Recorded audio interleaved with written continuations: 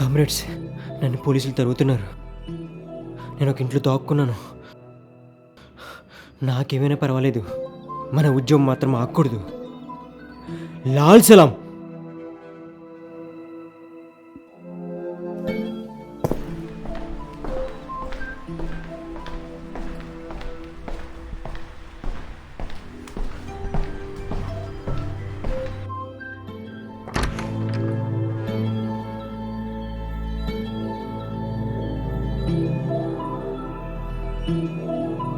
రాజన్న, నువ్వు ఇక్కడ ఉన్నావు నాకు తెలుసు.